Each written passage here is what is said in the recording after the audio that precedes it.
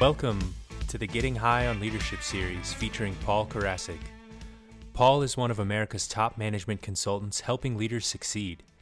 He is the author of 9 books, including Sweet Persuasion and Brilliant Thoughts and Provocative Questions. His insights appear regularly in major publications, and he is one of the most sought-after executive coaches. Paul founded the American Seminar Leaders Association and the Psychedelic Institute of Los Angeles. He is a popular speaker at national conferences and has been on stages across all 50 states and internationally. Paul's work addresses the question, how can we transform conflict in business into collaboration? With decades of experience in management, leadership, and psychedelics, he brings a unique perspective on personal and societal growth. In this series, we'll be discussing his latest book, Getting High on Leadership, The Leader's Guide to Higher Consciousness. We'll be exploring the concepts, techniques, and mindset required to revolutionize leadership. Enjoy. Hello, everybody, and welcome back to the Getting High on Leadership series. My name is Rob Sanchez, your host, and we're joined again by Paul Karasik, the author of Getting High on Leadership. Today, we're going to be talking about Section 5 of Part 1, called Shining the Light. Welcome, Paul. We've got a good topic on the table today, shining that light, finding it in others, and trying not to cover it up or ignore it. It's the same issue of conscious versus unconscious. We talked about that in chapter 1 about who are the leaders. To become conscious of your role in terms of energetically within the group and to own that role. And one of the elements of that role is bringing light, and hence the name of this chapter, Shining the Light. I mean, that's what people look for. When you think about, and I'm not going to rate them as leaders, but the importance of their role in crisis, like a Winston Churchill in England during World War II, a Franklin Roosevelt during hard times in America with depression and so on and so forth. We look to the leader to bring the hope, to bring the light, to bring optimism, and to consciously understand that that's what people are looking to you for. Then you can play that role. But not every leader does. In crisis, it's easy. It's a lot easier to take that role, by the way. Like the crisis allows a certain type of transparency suddenly, or a kind of clarity that only the crisis can really echo and resound. Right. And you don't even have to be adept to bring that light. People are so desperate for the light that they'll find it even when it's not even there. I mean, how do you bring it? And and you mentioned that many leaders don't truly try to provide that direction, that solution, that impetus that the group needs. They may have a lot of talk, quick slogans or mission statements and things like that instead. How could someone start to look at their own actions and at whether or not they are bringing the light, or they are really tuned in to what's important as a leader? Well, I think a couple of things. One is own the role. So say part of the role of what I'm doing as a leader is to bring light, to bring optimism, to bring transparency, like you just said, to bring hope. I remember Obama ran on the audacity of hope. That's your role, not just hiring, firing, working with your team, but just to bring that energetic of we can do this. That influences people and it changes their attitude. Yeah, and I think you're right. Misdirected, I say in the book, in the chapter, misdirected leaders lost in words talk about the light. Blah, blah, blah. Fancy talk and slogans. Talk is cheap. So now we're talking about authenticity. When we talk about bringing the light, in other words, you can't phone in this optimism. You know, I don't know if you remember, but during the Iraq War, when they were getting totally overrun, the leader was on the radio, the general, saying, "We're winning every battle." You know, meanwhile, they were like, everybody had left Baghdad by then. I mean, you know, they were completely overrun, and he was still broadcasting this insane message of like, "We can do it. You know, we're going to win." You know, it was That inauthentic. optimism. You know, what does it mean? You know, that is so. I see this a lot, having worked in corporate for so many years, that it turns into corporate speak, right? Yeah, almost as it just takes it in the easy road with that corporate speak, and it's sometimes just the way it can boil down as other stressors start pushing on a company or on a leader, that eventually they have to prioritize their time, and maybe they're not putting a lot of time into how that, you know, how their morale is in the company, or how their vision is being carried all the way down Oh, to the bottom levels of the company. oh yeah. I mean, you see that. You know, I walked into a company just a couple of weeks ago, and the energy was so good. It was just, you know, there was a feeling of camaraderie. I was with the CEO, and we walked through the company, and I could feel a sincerity in everybody.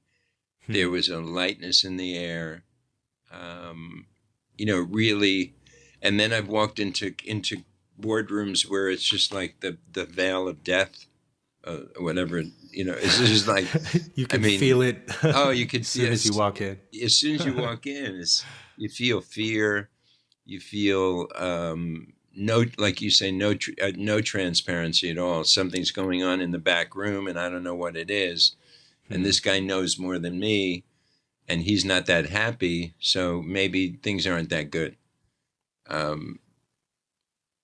Yeah, so it's really about trying to take a step back, right, and really see the lay of the land within your company or within the group that you're leading, and you know, look at your actions on that, and you know, whether or not you're really embodying that light or the right direction, right in quotes, I guess. Are you finding? Yeah, are you finding the bright spot?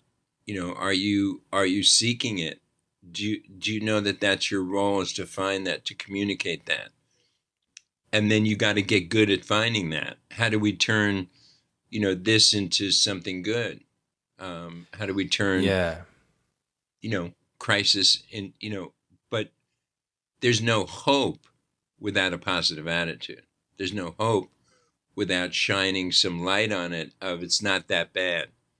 Um, you so know, being able to bring those resolutions or those ideas, or you know, solutions to a problem or a new obstacle, and being able to present those still in good spirits, right, can really go a long yeah. way No, for you're the bringing, organization's yeah, mindset. and you're bringing out a good point, Rob, and that's when you're in that light, when you're in the energy of, let's just say, higher consciousness, then new ideas come in and new solutions come into that situation that would never have come in without that opening, right? Without that space. And maybe it's something we should start talking about in this program. And that's how we create that space, how we find that space to not get wrapped up in the story of, oh my God, the products didn't go out on time. Now we're going to, and the shipping, you know, and like, just like, getting above that transactional kind of life type of thing and getting into the bigger picture. A friend of mine used to say, what's the worst that can happen? Or, you know, is it life threatening? You know, those were some of his kind of lines when things would get heavy, you know, or tense or whatever. Yeah, to kind of reframe, or reframe or clear the lens a little bit of any doubt or negativity there. And yeah, and it goes back to stuff we've talked about before, and it's thematic for the book. It's really the core of the book is that our work should be a yoga, should be a technique, should be a vehicle for our own evolvement in consciousness. If if if we want to, it can be the leadership role, because it keeps putting you in those spots where, okay, how do I get good at getting a bigger picture of what seems to be a crisis here? How do I get good?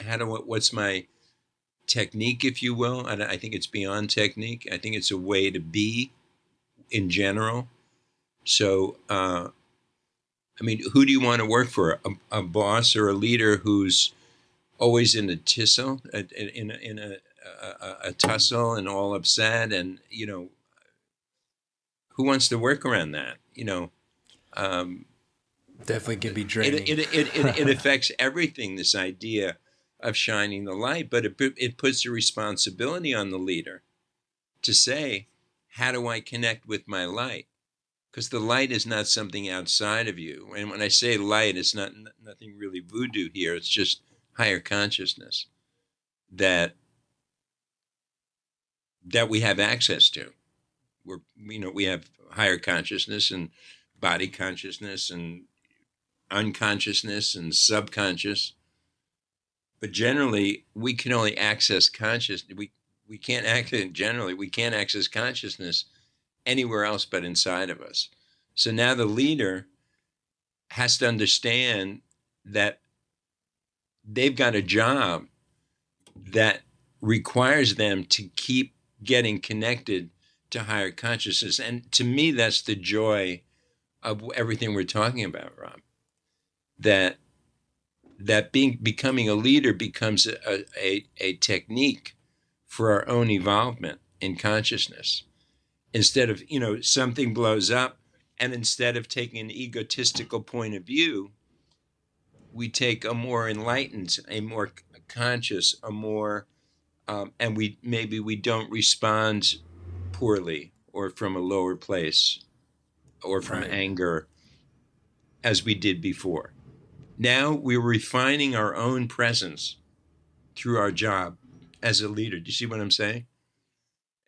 What an opportunity. What an opportunity if we're willing to take it. So each time something comes up, okay, first of all, I can't shine the light unless I contact the light, unless I know how to sit and just be present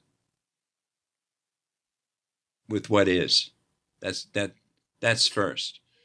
So as opposed to doing and busy and all this other kind of stuff, it's sitting with it.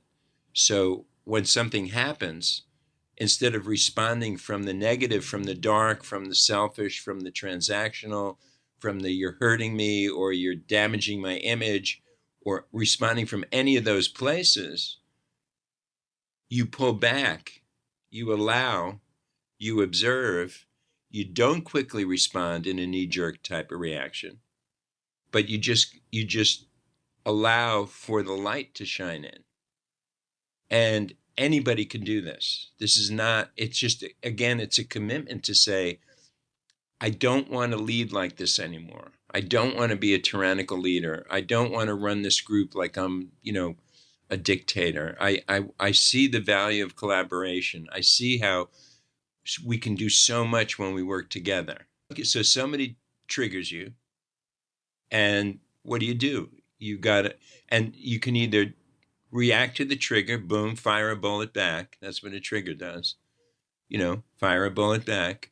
Or you can pull back for a second and just breathe and just be with your body and just be with the moment and just be with your anger. Just be, when you start to observe it, it shifts it. And this is a very, very deep thing. We're talking about quantum physics right now. That's what quantum physics says. Says if something is happening, and I put a person in the room, it changes what happens. The person doesn't do anything, but the very presence of them creates a new outcome. Right. The very presence of you watching you, the way you respond to things, creates different outcomes. You following? The observer effect. The observer effect, and this is really, really relevant to everything we're talking about, because so many of these things where we don't bring light are just wired in. They're just so ingrained. They're almost genetic. They're like, they're just wired in. I mean, they're like ruts in the road that once you slip into it, you're in it. And you hurt my image. You made me feel bad. You don't realize you're within that kind of within that limited reality anymore. Now that you set those limitations. Well, you're done. You're now you're just adding fuel to the fire. Now you're just part of the problem. Now you're just responding. Now you add anger. Now you add dictatorship. My way or the highway. Now you add, all kinds of other bad stuff, instead of keeping the idea of we're collaborating. You and I are collaborating. Myself and my assistant are collaborating. My direct reports and I are collaborating. And I'm just one of the collaborators. And the greatest thing that I can bring to this is my light. And so I've got to maintain that, and I can only give what I got. I can't give what I don't have. So if I'm going to bring light, I got to get good at accessing light within me and not darkness.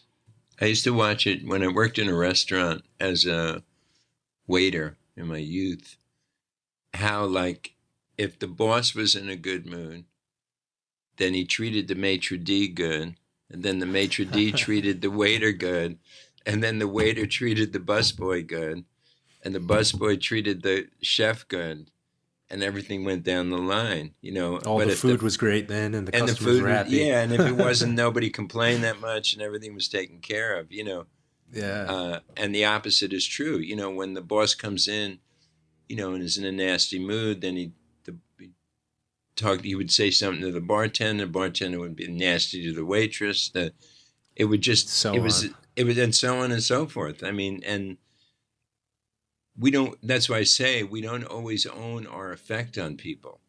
We don't own our power as a leader often enough, and really recognize it and say, I'm influencing a lot of people on a subtle level. Imagine being in the light, being positive, being in that higher consciousness, understanding that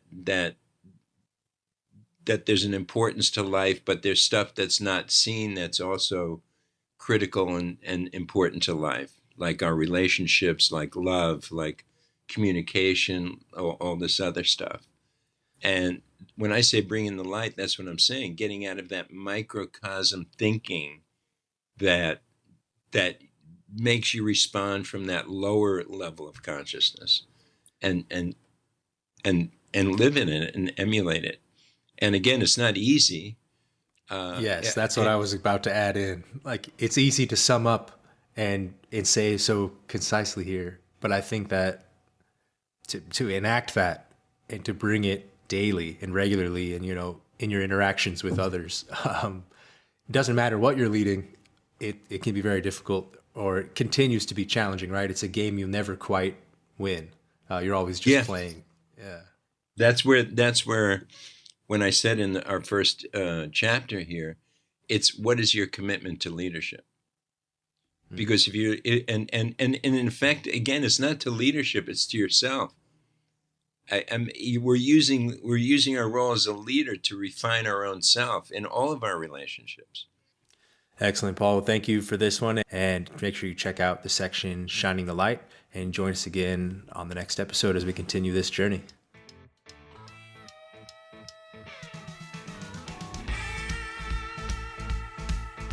Thank you for joining us on this episode of the Getting High on Leadership series. If you have any questions, you can comment below or send them in via email to paul@paulkarasik.com. Follow him on Instagram at PK_theconversation. Find out more at wholesalerinstitute.com and psychedelic-awakening.com. To get the most out of this series, find the ebook link below and read along with us. The Getting High on Leadership series is produced by Rob Sanchez and Apartment 113, which can be found at apartment113.com and followed on Instagram at APT_113.